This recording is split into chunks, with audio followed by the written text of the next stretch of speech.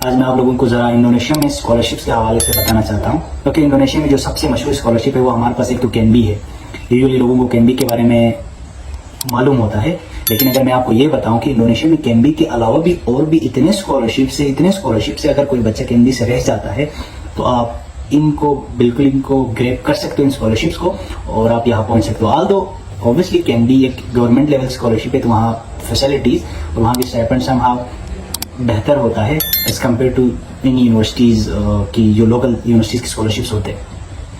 अच्छा, ऑब्वियसली जहाँ पे जितने ज़्यादा फैसिलिटीज़ होंगे, जो ज़्यादा मशहूर होगा, वहाँ पे कंपटीशन भी ज़्यादा होगा। लेकिन इसके अलावा भी अगर मैं आपको बताऊँ, ऐसे भी स्कॉलरशिप्स इंडोनेशिया में जो आप इनको अवेल कर सकते हो, ये लेस कम्पिटिटिव होता है एज कम्पेयर टू यहाँ पे जो हमारे पास कैनबी होता है। अच्छा, मैं एक और चीज़ यहाँ पे जो मैं आपको प्लस पॉइंट और टेक्निकल चीज़ जो मैं आपको बताना चाहता हूँ, आप लोगों को पता है कि यहाँ पे जो स्कॉलरशिप की जो ट्रेंड है, स्पेशली इस कंट्री में, ये इतना ज़्यादा नहीं है। लाइक नंबर ऑफ स्टूडेंट्स, ज़्यादातर स्टूडेंट चाइना, यूरोप एंड दूसरे कंट्रीज में जाना चाहते हैं, वहाँ पे जाने का ट्रेंड ज़्यादा है एज कम्पेयर टू इंडोनेशिया आने का।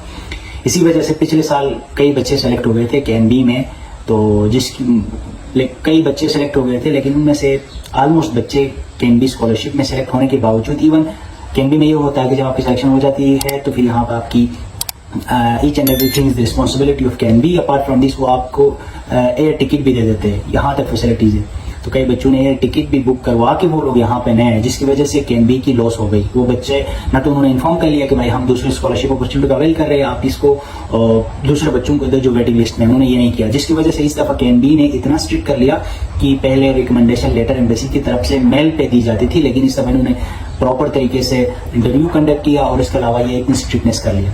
ठीक हो गया। तो ये तो हमारा मतलब प्रॉब्लम है हमारी पाकिस्तानियों की, जिसकी वजह से इन्होंने बहुत स्ट्रिक्टनेस कर लिया। लेकिन आप जब इन स्कॉलरशिप्स के अलावा भी आप देखते हो तो यहाँ आपको ऑलमोस्ट यूनिवर्सिटीज में आपको स्कॉलरशिप मिल जाते हैं।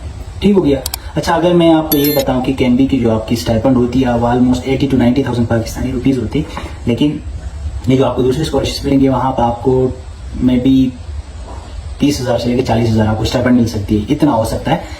लेकिन ये 30,000 40,000 इतना है कि you can survive here. But यहाँ पे मैं आपको बता दूं, 30,000 40,000 के साथ यूनिवर्सिटी की तरफ से आपको अकोमोडेशन भी दी जाती है, ठीक हो गया ना, और आपको जो वीजा प्रोसेस वगैरह भी दी जाती है। उसके अलावा ऐसी यूनिवर्सिटीज है जो आपको टिकट भी दे देते हैं, ठीक हो गया ना। तो मतलब ये है कि इनकी अल्टीमेट कोशिश यही होता है कि बच्चों को यहाँ पे लेकर जाए, इनको क्या कहते हैं, अपनी यूनिवर्सिटी का पार्ट बनाया जाए। अच्छा, यहाँ पे कुछ यूनिवर्सिटीज में मैंने पर्सनली विजिट की है, यहाँ पे इतना इंपॉर्टेंस देते हैं इंटरनेशनल स्टूडेंट को, क्योंकि एक तो वही मैं आपको बता रहा हूँ, इंडोनेशिया आने का जो ट्रेंड है वो अभी बढ़ रहा है। ज्यादातर बच्चों की माइंडसेट स्कॉलरशिप के हवाले से टूवर्ड्स इंडोनेशिया ओरिएंट हो रहा है, तो जिसकी वजह से यहाँ पे आने का जो ट्रेंड है वो समहाउ ज्यादा हो रहा है एज कम्पेयर टू दूसरे हमारे पास दूसरे कंट्रीज की तरह यहाँ पे भी बढ़ रहा है ये जो ट्रेंड है। तो with the passage of time ये जो कंपटीशन है वो भी बढ़ेगा, ठीक हो गया ना। लोगों के यहाँ आने का जो ट्रेंड है, जिस तरह अभी दूसरे चाइना और हमारे पास दूसरे कंट्रीज के लिए जो कंपटीशन है वो बढ़ रहा है,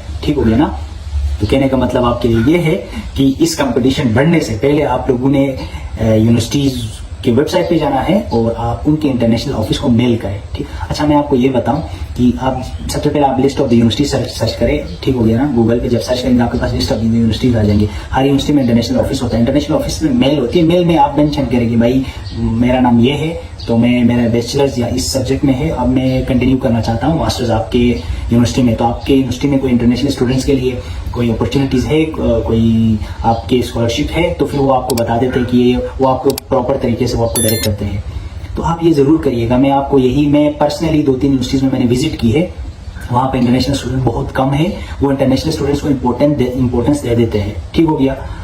तो आप विजिट करें। ये इनकी जो यूनिवर्सिटीज़ है बहुत बेहतरीन यूनिवर्सिटीज़ हैं, मैंने इनकी लैब्स तक मैंने विजिट की है। इनकी जो बहुत नॉर्मल जो कम रैंकिंग की भी यूनिवर्सिटी होती है ना, वो बहुत बेहतरीन है, ठीक हो गया।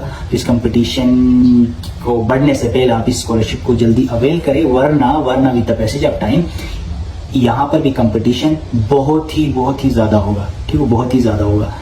तो यस, आप इस चैनल को सब्सक्राइब करें और मज़ीद इन्फॉर्मेशन के लिए हमारे साथ कनेक्ट रहे। हमारे फेसबुक पेज को आप लाइक करिएगा और शेयर करिएगा, और इसके अलावा मज़ीद हम आपको इंशाअल्लाह ताला वक्त के साथ साथ आपको हम मज़ीद डायरेक्शन देते रहेंगे जहाँ तक इन्फॉर्मेशन आपको दे पाएंगे। Thank you. आज का ये जो सेशन है, इस सेशन में हम बात करेंगे टर्की के अंदर मौजूद स्कॉलरशिप अपॉर्चुनिटीज के बारे में बात करेंगे। इसके बारे में हमारे साथ बात करने के लिए आज का जो गेस्ट से भी बढ़कर हमारे अपने भाई है इरशाद भाई। सबसे पहले thank you for your time कि आपने हमें टाइम दे दिया। और इरशाद भाई, अगर आप अपनी छोटी सी अगर इंट्रोडक्शन करवा देंगे तो फिर इंशाल्लाह we will proceed the session. जी ज़रूर मुदस्सिर भाई। इरशाद हसन मेरा नाम है। ताल्लुक़ मेरा छलत पाइन नगर से है। मेरी जो करियर का जो मैंने अपना स्टार्ट लिया है वो इकरा पब्लिक स्कूल से लिया। इससे पहले गिलगित में पब्लिक स्कूल एंड कॉलेज से मैंने पढ़ाई की। 9th ग्रेड तक मैंने वहाँ से पढ़ा। देन वहाँ से लाहौर पंजाब कॉलेज, और लाहौर पंजाब कॉलेज के बाद अभी जो है वो मैकेनिकल इंजीनियरिंग में कोजेली में थ्रू टर्की बुर्सारे कोजेली यूनिवर्सिटी, जो इस्तांबुल से लाइक 50 किलोमीटर पे एक सिटी है, वहाँ से मैंने अपनी मैकेनिकल इंजीनियरिंग कंप्लीट की है। इस टाइम पे इस्तांबुल के अंदर जो टेक्नो पार्क, जो R&D सेंटर्स हैं, इनमें कंपनी के साथ एज एन R&D इंजीनियर काम कर रहा हूँ। सही सही। Okay, so thank you for your introduction. तो चले आप का जो भी प्रेजेंटेशन है इरशाद भाई आप शेयर करें, फिर इंशाल्लाह ताला हम आगे जाएंगे।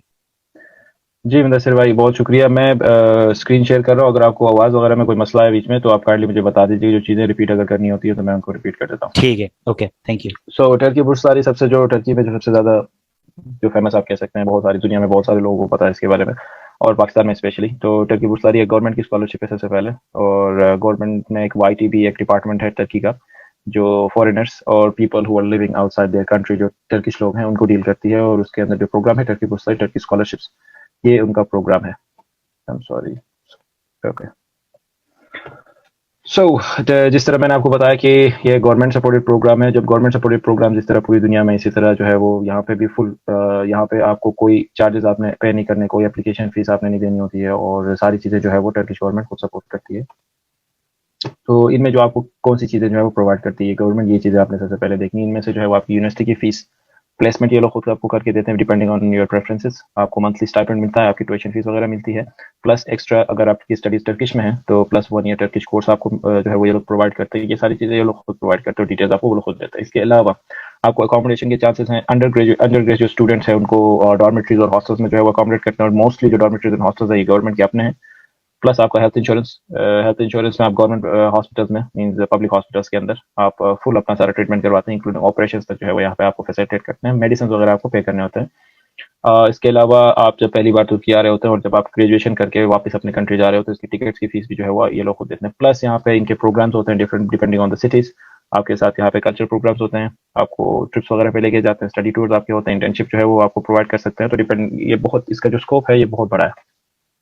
सो अब इसमें आपको क्या फैसिलिटीज तो मैंने आपको बताई, प्लस जो स्टाइपेंड, सबसे पहला जो क्वेश्चन होता है कि स्टाइपेंड जो मिलता है इज देयर एनफ। तो depending on your expenses I think it's more than enough. मैंने खुद 4 साल यहाँ पे, 5 साल इंक्लूडिंग द टर्किश लैंग्वेज, तो मैंने गुजारा है and I don't have any problem. Plus यहाँ पे बहुत सारे स्टूडेंट्स जो है वो प्लस पार्ट टाइम जॉब्स वगैरह भी करते हैं, तो आपको कोई मसला नहीं होता। ये जो प्राइसेस आप देख रहे हैं यहाँ पे, जो लीरा की जो इस वक्त जो प्राइस है मैं आपको बता रहा हूँ, अराउंड 18 to 20 पाकिस्तानी रुपीज बनता है। तो एक पाकिस्तानी रुपीज में अच्छी अमाउंट बनती है, बट टर्की में ये बहुत ज्यादा कोई अच्छी अमाउंट नहीं है, नॉर्मल एक अमाउंट है जिसपे आप जो है वो अपने एक्सपेंसेस कर सकते हैं। सो यहाँ पे जो टर्की स्कॉलरशिप जो है, ये किस टाइप की स्कॉलरशिप है, कितने टाइप की स्कॉलरशिप, बेसिकली यहाँ पे 5 जो है वो 5 टाइप्स ऑफ स्कॉलरशिप अवेलेबल है। तो जो है वो 2 स्कॉलरशिप जो इस वक्त आप स्क्रीन पे देख रहे हैं, ये फुल टाइम स्कॉलरशिप्स है। मींस जो जो फैसिलिटीज मैंने आपको पहले बताई है वो इन दोनों स्कॉलरशिप में अवेलेबल है। और जो इसके बाद वाली स्क्रीन, इसमें यहाँ पे आपको 3 और स्कॉलरशिप्स नजर आ रही है। इनमें जो है वो सारी फैसिलिटीज नहीं है जो मैंने पहले बताई। तो हम इनके बारे में सबसे पहले बात करते हैं। अंडर ग्रेड स्कॉलरशिप्स के अंदर अंडर ग्रेड्स BSc जो 4 साल आप कहते हैं, जो 4 ईयर्स का जो ड्यूरेशन होता है, इसमें सारे डिपार्टमेंट्स, आप जिन भी डिपार्टमेंट्स की आप बात करें, ऑलमोस्ट लाइक सारे डिपार्टमेंट्स में आपको पॉसिबिलिटी है कि आपको एडमिशन मिल सकता है। यहाँ पे टर्की के अंदर जितनी भी, मतलब मोस्टली जितने भी गवर्नमेंट यूनिवर्सिटीज है, यहाँ पे आपको आपकी प्लेसमेंट हो सकती है, including middle east technical university, Istanbul technical university, और बहुत सारी हैं। मिडिल ईस्ट के साथ इनका थोड़ा सा मसला बना था, इस वजह से कुछ इश्यूज आए हैं हिस्ट्री में, लेकिन अभी जहाँ तक मेरी नॉलेज है ये सारे इश्यूज सॉल्व हो गए। Post graduate scholarships, masters and PhD plus research scholarships, तो पोस्ट डॉक भी आप कर सकते हैं, वहां तक जो है वो अवेलेबल है। सक्सेस स्कॉलरशिप उनके लिए है जो टर्की में ऑलरेडी है और दे नीड स्कॉलरशिप, और उनको गवर्नमेंट की सपोर्ट चाहिए। इसकी जो है वो आपका GPA, आपकी परफॉर्मेंस पे डिपेंड करता है। सक्सेस स्कॉलरशिप यहाँ पे जो स्टूडेंट्स ऑलरेडी पढ़ रहे हैं उनके लिए है। Research scholarship for the time being, आप रिसर्च के लिए अगर टर्की आना चाहते हैं, आपकी यूनिवर्सिटी से या किसी एकेडमिशन के साथ लिंक है आपका ऑलरेडी, तो उसके थ्रू आप कर सकते हैं, प्लस टर्किश लैंग्वेज प्रोग्राम, ये अपने कल्चर को प्रमोट करने के लिए इनका एक स्कॉलरशिप प्रोग्राम है, कह सकते हैं। सो अब एलिजिबिलिटी की बात आती है कि यहाँ पे कौन कौन लोग एलिजिबल है, क्या क्या जो है वो यहाँ पे कौन कहाँ से और कैसे अप्लाई कर सकते हैं, ये सारी चीज़ें। तो जहाँ जिस तरह आप देख सकते हैं स्क्रीन पे, बैचलर्स के लिए 70% कहा जाता है, लेकिन 70% है नहीं, जो 80-85% प्लस जो है वो उनके एडमिशन होते हैं, क्योंकि एक लिमिटेड अमाउंट है, मतलब एक फिक्स नंबर ऑफ स्टूडेंट्स जो है वो हर साल लेते हैं। 5000 स्कॉलरशिप्स हैं पर ईयर पूरी दुनिया के लिए। पाकिस्तान के लिए जहाँ तक मेरी नॉलेज है हर साल चेंज होता रहता है, लेकिन जिस टाइम पे मैं आया था 2015 में, तो अराउंड 50 के करीब स्टूडेंट्स को जो है वो स्कॉलरशिप दी गई। Health sciences, medicine, dentistry, pharmacy, इसके लिए 90% जो है वो रिक्वायरमेंट है, 90% आपके ग्रेड होने चाहिए एप्लीकेशन में। प्लस मास्टर्स और पीएचडी के लिए 75%, और प्लस 75% आपको जीपीए आपका कैलकुलेट करना पड़ेगा। जीपीए का जब आप कैलकुलेट करते हैं तो आपको आइडिया हो जाएगा कि परसेंटेज वहाँ पे कैसे चेंज। कुछ यूनिवर्सिटीज़ का जो है 3 जीपीए भी 75 नहीं बन सकता, कुछ यूनिवर्सिटीज़ का जो है वो 2 पॉइंट समथिंग भी जो है वो 75 बन सकता है। तो डिपेंडिंग ऑन द यूनिवर्सिटी आप अपनी परसेंटेज जो है वो कैलकुलेट कर सकते हैं। एज लिमिट्स हैं यहाँ पे, तो आई थिंक ये कोई बड़ी बात नहीं है, so we can skip this part. अब सबसे बड़ा मसला आता है कि रिक्वायर्ड डॉक्यूमेंट्स, यही सोचते हैं कि हमें एक्स्ट्रा जो है वो सर्टिफिकेट्स चाहिए, हमें इंटरनेशनल एग्जाम्स के अंदर अपीयर होना है, लैंग्वेज एग्जाम्स के अंदर अपीयर होना है, और ये सारी चीज़ें, ऐसा कुछ भी नहीं है। आप जो भी आपके पास अवेलेबल हैं, जो नॉर्मल एक स्टूडेंट ए लेवल्स या ओ लेवल्स करता है, या फिर एक एफएससी का जो स्टूडेंट है, वो जो भी उसके पास डॉक्यूमेंट्स होते हैं ऑफिशियली, जिन मुदस्सिर भाई बैकग्राउंड में थोड़ा सा नॉइस है, आप इसको थोड़ा सा कर सकते हैं। जी जी जी जी सॉरी जी। सो जो एफएससी का जो स्टूडेंट पाकिस्तान में जिस यूनिवर्सिटी में जिन डॉक्यूमेंट्स के साथ जो है वो एडमिशन ले सकता है, वही डॉक्यूमेंट्स के थ्रू यहाँ पे भी एडमिशन ले सकता है। अगर आप स्टडीज इंग्लिश में करना चाहते हैं तो जी ज़रूर आप कर सकते हैं, लेकिन उसके लिए आपको टॉफल, आइट्स और इस तरह के एग्जाम चाहिए। प्लस कुछ यूनिवर्सिटीज टर्की में है, जिस तरह इस्तांबुल टेक्निक यूनिवर्सिटी हो गया, मारमरा हो गया, Yildiz technique, plus middle east वगैरह। इन यूनिवर्सिटीज़ का जो मास्टर्स के लिए जो रिक्वायरमेंट है वो जीमेट जीआरई की जो है वो रिक्वायरमेंट भी होती है, क्योंकि इनमें जो है medium of studies English, plus इनके स्टैंडर्ड थोड़े से हाई हैं, इसलिए यहाँ पे आपको कुछ एक्स्ट्रा जो है वो डॉक्यूमेंट्स रिक्वायर्ड है। इनके अलावा जो नॉर्मल यूनिवर्सिटीज है इनमें कोई मसला नहीं है। सो जो सिलेक्टेड क्राइटेरिया बेसिकली 5 स्टेप्स से है। 5 स्टेप्स यहाँ पे आपको मिलेंगे। फर्स्ट असेसमेंट, आप एप्लीकेशन अपनी सबमिट करवाते हैं। Application submit is totally online, आपको कुछ नहीं, डॉक्यूमेंट्स को आपने स्कैन करना है, अपलोड करना है, दैट्स इट। वहाँ पे कुछ क्वेश्चन है जिनको आपने केयरफुली आंसर करना है, kind of your exam, like आपका जिस तरह एग्जाम पेपर है उसी तरह आपने ये फॉर्म फिल करना है, दैट्स इट। देन आपकी एवेल्युएशन होती है based on your grades, based on your social activities, based on your जो भी आपका जितना भी आपके पास है उसके हिसाब से आपको जो है वो एवेलुएट किया जाता है आपकी एप्लीकेशन को। उसके बाद आपका इंटरव्यू होता है। इंटरव्यू लाइक जनरल, कोई टेक्निकल चीजें नहीं होती है, कोई ऐसा कोई बड़ी बात नहीं होती, जनरल एक डिस्कशन होती है, आपको पहचाना जा रहा है, आपके साथ बात होती है। देन आपकी सिलेक्शन और फिर आपकी एडमिशन। सिलेक्शन जब होती है तो वो आपको यूनिवर्सिटी की डिटेल्स, लैंग्वेज सेंटर की डिटेल्स, अगर आप टर्किश लैंग्वेज सीख रहे हैं, और ये सारी चीजें, plus dormitory etcetera, all this information they send you through mail. और उसके बाद जब आप आते हैं यहाँ पे तो आप ऑफिशियली जिस तरह यूनिवर्सिटी में एडमिशन कराते हैं उसी तरह से आपके एडमिशन करवा देगा। जनरली जो डेट्स हैं इनकी एप्लीकेशन जो डेट्स हैं वो देख सकते हैं, लाइक जनवरी सेकंड वीक, जनवरी की सेकंड वीक से फरवरी की थर्ड वीक तक जो है वो जनरली आपको जो है वो एडमिशन्स के और एप्लीकेशंस की डेट्स ओपन हो जाती हैं। तो इसमें थोड़ा सा टाइम लगता है, प्लस ये डेट्स चेंज होते रहते हैं हर साल। इस साल फॉर एग्जाम्पल 2021 में पेंडेमिक की वजह से ये चीज़ें और डिले भी हो गई है, और इंटरव्यूज अभी चल रहे हैं, लाइक इंटरव्यूज की कॉल्स आना शुरू हो गई है, नेक्स्ट वीक से जो है वो इंटरव्यूज चलेंगे। तो ये डेट्स वगैरह आप वेबसाइट पे जो है फॉलो कर सकते हैं। So this was all Mudassir भाई, मैंने कोशिश की कि जितना हो सके कवर करूं। सो लिंक यहाँ पे आप देख सकते हैं, वेबसाइट इनकी है, और इस वेबसाइट के थ्रू आप जो है वो बाकी के जितने भी डिटेल्स हैं वो आप वहाँ से ले सकते हैं। अगर कोई क्वेश्चंस वगैरह हैं तो we can proceed with questions Mudassir भाई। अच्छा सही। अ, ठीक है इरशाद भाई, मैं इसको मैं क्लोज कर देता हूँ, और मैं आपसे थोड़ी सी हल्की फुल्की क्वेश्चन कर देता हूँ। जी अब एप्लीकेशन का जो सबसे पहला जो स्टेप जो मैंने आपको बताया, मैं यहाँ पे आ जाता हूँ स्टेप्स में जी। जो प्रीलिमिनरी असेसमेंट जो है, देखिए ये एक ऐसा स्टेप है जहाँ पे मैं जिस टाइम पे मैंने एप्लीकेशन दी थी, my percentage in FSc was around 80%, और जो मैट्रिक में मेरे जो ग्रेड्स है इट्स अराउंड 90%। सो मींस मेरे पास कोई सच एक्स्ट्राऑर्डिनरी ग्रेड्स नहीं थे, दैट वाज नॉर्मल, ठीक है। तो लेकिन मेरे साथ ऐसे स्टूडेंट्स ने भी एप्लीकेशन दी थी जिनके ग्रेड जो है वो 85-90% थे, और मैट्रिक में उनके मुझसे अच्छे स्कोर थे, लेकिन उनको इंटरव्यू तक की कॉल नहीं आई। तो यहाँ पे कुछ चीज़ें हैं जो आपने जिनका आपने ख्याल रखना होता है। अब कुछ चीज़ें ऐसी हैं जो आपके लिए शायद मैटर ना करती हो, लेकिन for foreigners, for different countries, because इनका कल्चर डिफरेंट है, इनकी सोसाइटी डिफरेंट है, तो वो चीज़ें इनके लिए मैटर कर सकती हैं। इनमें सबसे पहली बात मैं आपको बताता हूँ, जो सोशल एक्टिविटीज़ हैं। फॉर एग्जांपल आप कहीं पे वॉलंटरी काम करते हैं, जिस तरह मुदस्सिर भाई आप इस वक्त वॉलंटरी काम कर रहे हैं, तो ये जो वॉलंटरी काम है ये इनके लिए बहुत इंपॉर्टेंस रखता है। सोशल लाइफ आपकी, आप किस तरह की सोशल एक्टिविटीज़ में आपने टाइम स्पेंड किया, किस तरह के लोगों के साथ आपने टाइम स्पेंड किया, दैट इज ऑल्सो इम्पोर्टेंट। अगली बात, अगर आपने अपनी स्कूल के अंदर, अपनी यूनिवर्सिटी के अंदर, अपनी किसी भी उसके अंदर आपने कंपटीशन में पार्टिसिपेट किया, आपने कोई अचीवमेंट हासिल की है, ये सारी चीजें आपने मेंशन करनी है। प्लस स्कूल के अंदर, जैसे रीजन के अंदर, गिलगित बल्तिस्तान के अंदर जैसे कहता है कि आपने एग्जाम में किया कि आपकी जो है वो टोटल ओवरऑल एग्जाम्स के अंदर आपकी पोजीशन है कोई, तो ये चीजें आपने मेंशन करनी होती है। आप ऐसे समझिए कि आप एक फॉर्म फिल कर रहे हैं, आप एक एप्लीकेशन फिल कर रहे हैं, बेसिकली सारा ऑनलाइन है, लेकिन जो सामने जो बंदा आपको एवेलुएट करता है, आपकी एप्लीकेशन को एवेलुएट करता है, वो बंदा आपको नहीं जानता, और कहीं से ऐसा कोई पॉइंट हो सकता है कि वो पॉइंट आपको जो है आपके एक्सेप्टेंस के लिए जो है वो एक पॉइंट बन सकता है। अब मैं अपनी अगर बात करूं तो गिलगित बल्तिस्तान में जब मैंने एग्जाम दिए थे, तो स्कूल के अंदर मेरी पोजीशंस थी, प्लस कॉलेज के अंदर कुछ पोजीशंस हैं, लाइक पोजीशंस कोई पहली दूसरी पोजीशन की बात नहीं हो रही, यहाँ पे फर्स्ट 10 टॉप 5 की बात हो रही है, तो ऐसी पोजीशंस भी आपके काम आ सकती हैं। प्लस मेरा वॉलंटियरली और सोशल वर्क थोड़ा ज़्यादा था, तो अब मैंने वो सारी चीज़ें वहाँ पे डाली, तो ये चीज़ें आपके लिए जो है वो आपके एप्लीकेशन को स्ट्रॉन्ग बनाती हैं। प्लस ऐसा सोचा जाता है कि दिस इज जस्ट स्कॉलरशिप की यूनिवर्सिटी की चीज़ें हैं, तो यहाँ पे इससे कोई रिलेशन नहीं है इसका, तो ऐसा नहीं सोचना चाहिए स्टूडेंट्स को। इनको सारी चीज़ें जो भी इनके पास है सब डालना चाहिए। प्लस एक चीज़ आपने ये ख्याल रखना है कि जहाँ आप एप्लीकेशन दे रहे हैं, जैसे आप फॉरेन किसी भी कंट्री में, नॉन मुस्लिम कंट्री में अगर आप एप्लीकेशन दे रहे हैं, तो आपको रिलीजियस नहीं बनना, टू बी ऑनेस्ट, ठीक है।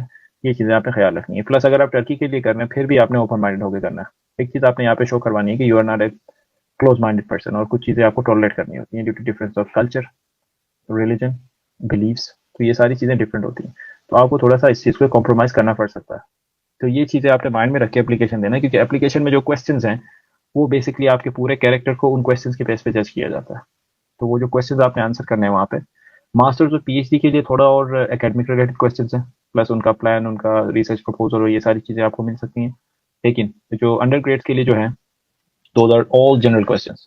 वो पूछ रहे हैं कि why Turkey, why this department, और जो भी है, तो ये सारी चीज़ें वहाँ पे जनरल क्वेश्चंस आपसे पूछी जाती हैं। तो ये एक्चुअली आपका प्लान, आपका कैरेक्टर और आपका बिहेवियर, आपका माइंड से सारी चीज़ें यहाँ पे बता सकता है ये आपका एप्लीकेशन। अगर इनको ये सारी चीज़ें सूटेबल लगी, तो आपको इंटरव्यू की कॉल आएगी। मीन्स अगर आपको इंटरव्यू की कॉल आ गई, means you have done the 70% of the work. Means जो 70%, आप यकीन करें, जिनको इंटरव्यू की कॉल आती है उनमें से 70% लोग एक्सेप्ट हो जाते हैं, क्योंकि इनके पास इतना टाइम नहीं है कि हर बंदे को इंटरव्यू के लिए बुलाए। मीन्स अगर आप इंटरव्यू के लिए सिलेक्टेड हो, आप इंटरव्यू के लिए सिलेक्टेड हैं, तो मतलब you have done the 70%, you have done the hard part, the difficult one. आपने मुश्किल काम कर दिया है, मुश्किल जो स्टेप है वो कर दिया, आप इजी स्टेप की बारी है, जो कि इंटरव्यू में आपको उनसे बातचीत करनी है। तो ये चीज़ें मैं आपको बताना चाह रहा था मुदस्सिर भाई। सही सही। एक चीज़ मैं इरशाद भाई आपसे पूछना चाह रहा हूँ, वो ये कि ये जो इनकी एप्लीकेशन है, इसके अंदर आपने सारी चीज़ें बता दिया, एक्स्ट्रा करिकुलर एक्टिविटीज़ हमारे अच्छे होना चाहिए। तो और इसके अलावा भी एक चीज़, ये लास्ट टाइम जब मैंने खुद अप्लाई की थी, वहाँ पे सेक्ट का लिखा हुआ था, सेक्ट कि जैसे लिखा हुआ था कि मुस्लिम, जब मैंने मुस्लिम सेलेक्ट किया उसके अंदर जो हमारे मुख्तलिफ फिरकों का नाम लिखा हुआ था, तो इसका क्या That is not a compulsory part, Mudassir भाई, that is not a compulsory part, आप उसको blank छोड़ सकते हैं, so that is not a compulsory part, that is optional।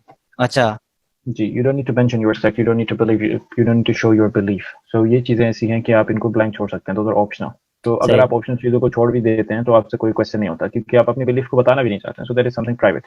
और ये इस चीज को जो है वो, हाँ, और ये इस चीज को जो है वो ये रिस्पेक्ट करते हैं इन चीजों का।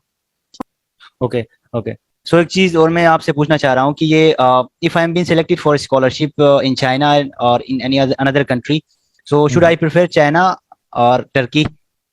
अब आप मुझसे पूछ रहे हैं जो टर्की में ऑलरेडी है, और ये क्वेश्चन थोड़ा सा मेरे लिए डिफिकल्ट हो जाता है। या चाइना या किसी भी दूसरी कंट्री, क्योंकि आपको थोड़ी सी कंपैरिजन में आपकी बातचीत होगी, आपको आइडिया होगा। आप व्हाट इज योर सजेशन?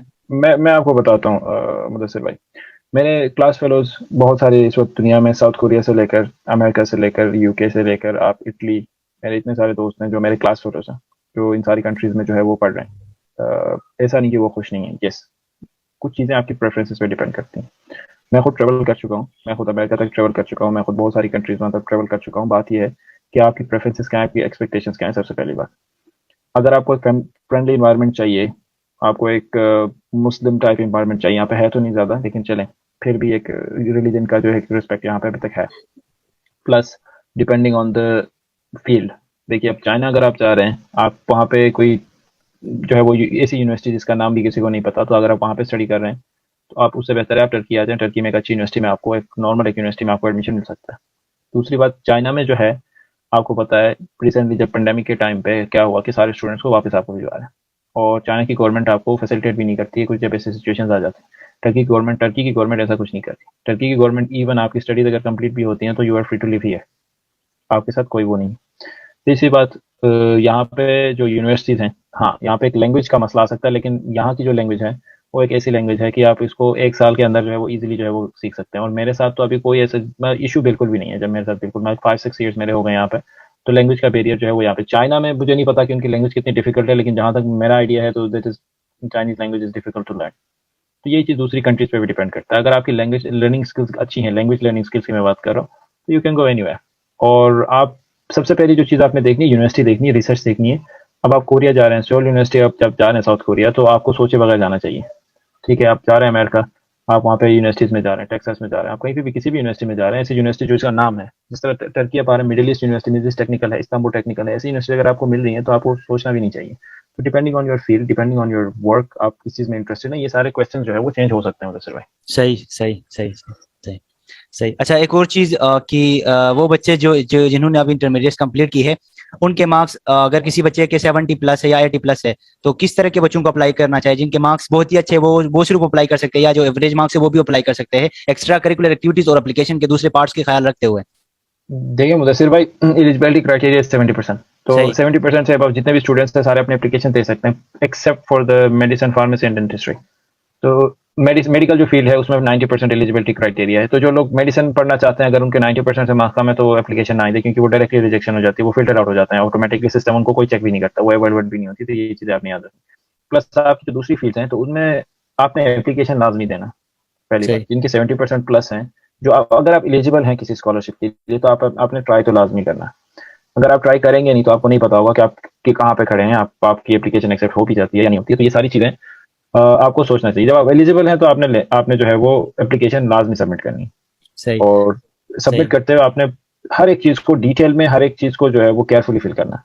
सही सही सही। और इसके जी। अलावा टर्की मींस किस तरह की फील्ड के लिए बेहतर है? जैसे कि मेडिसिन, जी, मेडिसिन के मेडिसिन लिए। सही मेडिसिन के लिए बहुत अच्छा है। मेडिसिन सही के लिए मैं खुद रिकमेंड करता हूँ कि लोग आए टर्की आए, स्टडी करें। सही टेक्नोलॉजी इन द सेंस कि स्पेशली इस टाइम पे जिस फील्ड में मैं काम कर रहा हूँ, टर्की टॉप 5 कंट्रीज में आता है वर्ल्ड में।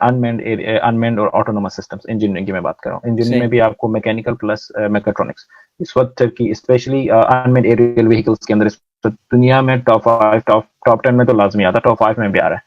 सही ठीक है। प्लस बिजनेस में इंपोर्ट एक्सपोर्ट्स पे आप आ जाए, टूरिज्म का अगर किसी ने स्टडी करना है, टूरिज्म होटलिंग वगैरह, इस चीज में टर्की आपको पता है पूरी दुनिया में फेमस है। तो ये चीजें ऐसे डिपार्टमेंट, ऐसे फील्ड्स हैं, अगर आपने इनमें स्टडी करनी है तो Turkey should be your priority. सही सही। अच्छा, मैं बस ये इस सेशन का लास्ट और बहुत ही इंपॉर्टेंट क्वेश्चन मैं आपसे पूछना चाह रहा हूँ, वो ये कि जैसे एक बच्चा है जिसके इंटरमीडिएट में आपने जो मार्क्स बताए वो भी है, वो एक्स्ट्रा करिकुलर एक्टिविटीज में भी बेहतर है, और आपने फैसिलिटीज भी सारे बताए, तो मैं आपसे ये पूछना चाह रहा हूँ कि इनिशियल उस बच्चे के पास कितने एक्सपेंसेस होना चाहिए? ओवरऑल एक उस बच्चे के पास टोटल कितने एक्सपेंसेस होना चाहिए कि वो वहां तक पहुंच जाए और वो वहां स्टेबल हो जाए? उस वक्त तक टोटल एक्सपेंसेस कितने चाहिए, सारे इंक्लूडिंग पाकिस्तान में जितने भी डॉक्यूमेंटेशन के लिए एक्सपेंसेस रिक्वायर्ड होते सब मिलाकर टोटल लमसम? डॉक्यूमेंटेशन के लिए मैं आपको अलग अलग से बताता हूँ, क्योंकि वीडियो रिकॉर्ड हो रही है तो इसको रिपीट करके सुना जा सकता है तो अच्छा रहेगा। तो जी डॉक्यूमेंटेशन की ट्रांसलेशन जो है वो जो जनरली मैंने इस्लामाबाद नमल यूनिवर्सिटी से करवाया था, और उस टाइम पे उसकी पर डॉक्यूमेंट 500 पाकिस्तानी रुपीज प्राइस से, अब जहां तक मुझे पता है वो 1500 तक निकल चुकी है ट्रांसलेशन। उसकी अटेस्टेशन होती है, जिसके लिए मुझे याद है मैंने वीजा प्लस अटेस्टेशन के लिए अराउंड 15,000 एम्बेसी में मैंने सबमिट करवाया था, 15,000 पाकिस्तानी रुपीज। इसके अलावा अपने एक्सपेंसेस के तो आपको पता है, आपने जो भी आपके जितने भी एक्सपेंसेस हैं वो डिपेंडिंग ऑन द पर्सन ये चीजें चेंज होती हैं। सही अब मैक्सिमम मैं अगर आपको बताऊं, पाकिस्तान के अंदर जो आपका एक्सपेंस है that shouldn't be more than 25,000 और 30,000 पाकिस्तान ओके रुपीस। ठीक है। तो पाकिस्तान में जो आपका जितना भी है, ये इसमें एक चीज आपने याद रखनी है, डॉक्यूमेंट्स को IBCC भी नहीं करवाना होता, फॉरेन मिनिस्ट्री में भी नहीं जाना होता। तो ये डायरेक्टली जिस तरह पाकिस्तानी यूनिवर्सिटीज में एप्लीकेशन देते हैं उसी तरह होता है, तो आपके पैसे नहीं लगते वहां पर। तो ये चीज सही आपको पता होनी चाहिए।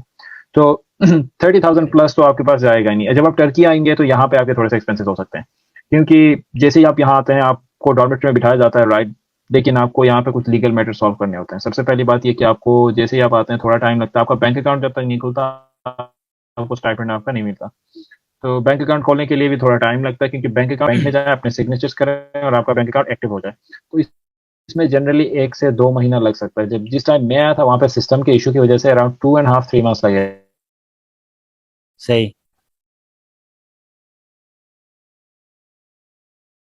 1 और मतलब यहाँ पे आते हैं, आपको रेजिडेंस एप्लीकेशन देनी होती है। रेजिडेंस परमिट की जो एप्लीकेशन है इट इज अराउंड 125 टर्किश लिरास, जो आपको टैक्स यहाँ पे देना होता है 125 टर्किश लिरास।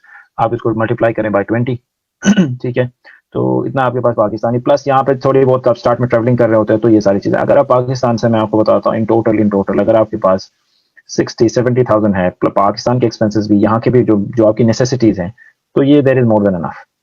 और प्लस आप यहाँ पे सर्वाइवल के लिए 1 मंथ 2 मंथ्स की अगर आप प्रिपरेशन करके आते हैं तो आपके लिए कोई मसला नहीं होगा। लेकिन हाँ, depending on the persons expenses ये चीज़ें चेंज हो सकती हैं। सही सही। अच्छा, वहाँ पे जो स्टाइपेंड मिलती है अंडरग्रेड्स को मंथली, वो इनफ होती है? इनफ होकर भी सेविंग हो सकती है? सेविंग मुश्किल है इस टाइम पे, स्पेशली 2020-2021 की बात करें तो सेविंग बहुत मुश्किल है पहली बात। इसीलिए पार्ट टाइम जॉब वहाँ पे, यहाँ पे नॉर्मल है, पार्ट टाइम जॉब आपको मिल सकती है, लेकिन ऑफिशियली यहाँ पे अलाउड नहीं है कि आप काम करें। ये चीज़ आपने याद रखनी। अच्छा, you are not allowed to work. सही। ओके, सो वहाँ पे मिल रहा है वो मोर देन इनफ है एक बच्चे के लिए? Depending on the city. Istanbul के अंदर ये चीज़, अभी मैं इस्तांबुल में रह रहा हूँ तो मैं आपको बता रहा हूँ, इस्तांबुल के अंदर आपके लिए इनफ नहीं है। वो इसलिए कि Istanbul is an expensive city. Ankara आप देखें, इज़मिर अगर आप देखते हैं, अंताल्या वगैरह, these cities they are expensive. सही। जिस तरह जो जहाँ से मैंने स्टडीज की है, दैट इज कोजेली, वो एक नॉर्मल सिटी है एंड दैट इज चीप।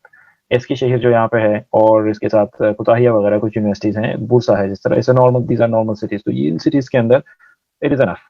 सही। तो ओके इरशाद भाई, मैं आपसे बस आखिरी क्वेश्चन ये है कि ये टाइम भी खत्म हो रहा है, इसका 2 मिनट रह गया। So what will be your last message for the undergrad students? For undergrad students, for all our students, not just undergrads, try your best. हमेशा ट्राई करें। ट्राई नहीं करेंगे तो आपको नहीं पता होगा कि आप कहाँ पे फिट करते हैं, आप कहाँ तक पहुँच सकते हैं। तो they should try their best, they should be careful, they should take this thing seriously, क्योंकि ये चीज़ें जब तक आप सीरियस नहीं लेते हैं, so it is almost impossible. Plus एक और मैसेज आप मुदस्सिर भाई अपने ग्रुप्स के थ्रू भी बता सकते हैं, ये मैसेज आपके लिए है कि आप मुझे सोशल मीडिया पे देख सकते हैं, कहीं पे भी social media, Facebook, Instagram, WhatsApp मेरा एक्टिव होता है, 24 आवर्स में एक्टिव होता हूँ। मुझे जब भी मुझे टाइम मिलेगा मैं रिप्लाई करूंगा। अगर कोई भी क्वेश्चन होते हैं, किसी को भी हेल्प चाहिए सही। तो कर सकते हैं। प्लस टर्की स्कॉलरशिप्स का जो एक और ग्रुप है, जो पाकिस्तानी चैप्टर जिसका नाम है, मोस्ट स्टूडेंट्स वहाँ पे होते हैं, फेसबुक पे ग्रुप है इसका, मैं खुद एडमिन हूँ और जो चला रहे हैं उनके साथ मेरी अच्छे खासे लिंक्स हैं। तो अगर आपको कोई भी मसला आता है, आप ग्रुप में भी पोस्ट कर सकते हैं, वहाँ पे भी पोस्ट कर सकते हैं, मुझसे डायरेक्टली भी कॉन्टैक्ट कर सकते हैं। तो ये सारी चीज़ें मैं आपको बता रहा हूँ कि आप स्टूडेंट्स को बताएं कि यहाँ पे उनका कोई बैठा हुआ है जो उनके आंसर को, जो क्वेश्चन माशाल्लाह। को जो है वो आंसर कर सकता है। तो सही ट्राई करना लाजमी है। जब तक आप ट्राई नहीं करेंगे आप कोई भी चीज़ अचीव नहीं कर सकते। सही सही सही। सो इरशाद भाई, मैं ऑन द बिहाफ ऑफ, मैं अपने नसीब की टीम और पूरे कैबिनेट के बिहाफ पे मैं आपका शुक्रगुजार हूँ। ये आपका सदका जारिया है कि आप हमारे स्टूडेंट को डायरेक्शन दे रहे हैं। हो सकता है आपकी इस सेशन की वजह से अगर किसी एक बच्चे का भी अगर माइंडसेट चेंज हो गया और उसका अगर सक्सेसफुली अगर एप्लीकेशन मुकम्मल हो गया और वहां तक पहुंच गया, तो ये credit will goes to you और अल्लाह आपको कामयाब करे। और वंस अगेन मैं एनएसएफ की तरफ से और तमाम मेंबर्स की तरफ से हम आपके शुक्रगुजार है कि आपने हमें टाइम दे दिया। Thank you for your time. बहुत शुक्रिया मुदस्सिर भाई, आपने मौका दिया इसके लिए। मैं भी आप लोगों का शुक्रगुजार हूँ। मौका दिया आपने। पाकिस्तान अगर मैं आया तो मैं लाइव आप लोगों के साथ सेशन करना चाहता हूँ, आपके साथ बैठना चाहूँगा। इंशाल्लाह लाजमी मैं इंशाल्लाह। आपको कॉन्टैक्ट करूंगा। तो ऑनलाइन जितना हो सके मैं आपकी हेल्प करूंगा। बहुत बहुत शुक्रिया शुक्रिया। मुदस्सिर थैंक भाई। यू सर जी, बहुत शुक्रिया। अल्लाह हाफिज। अल्लाह हाफिज। अल्लाह हाफिज।